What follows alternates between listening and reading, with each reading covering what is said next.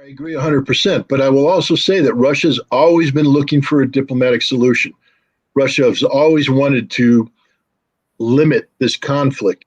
So I believe if the Chinese were able to put something on the table that gave Russia what it wanted strategically, then I personally believe that Putin could stop the war now, short of Odessa.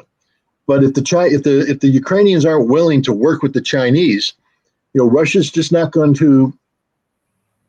We're facing a situation where the Ukrainians are going to collapse sometime this summer, and when that collapse happens, Russia will be able to move in, take Odessa, take Kharkov, take Dnipropetrovsk, and as I said, once they take them, they're never giving them back. I personally believe that's the most likely outcome, just because I don't see either NATO or Zelensky having common sense.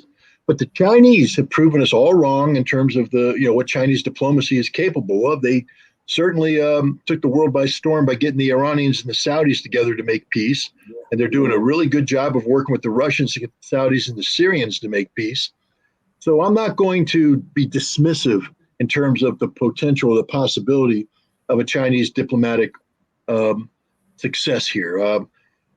They're engaged. They're big boys. They know how to play. They're serious people.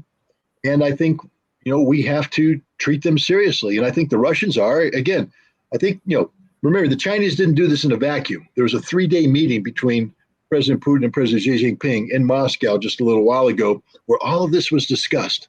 So I don't think the Chinese are engaging in diplomacy with Ukraine if the Russians were just saying, we ain't doing it. No, because no superpower, no big nation wants to be set up for failure.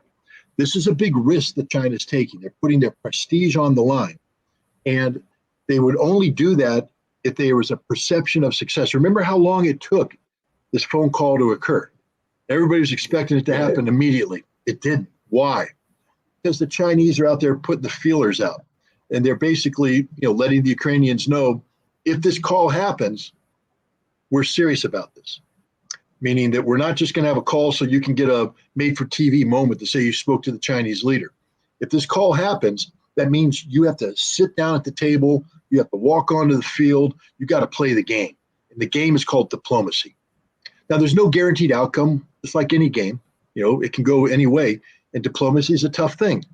But I don't think the Chinese would have done this if they felt that there was no chance of success. I think the Chinese believe there's a chance of success, but they're going to do it in a way that safeguards their reputation, meaning that a big burden is going to be put on the Ukrainians. And Ukraine's going to have to deliver. And that's where I think this thing fails, because I don't think Zelensky is the leader capable of standing up to NATO, standing up to the United States, and doing what's needed to prevent Russian troops from entering.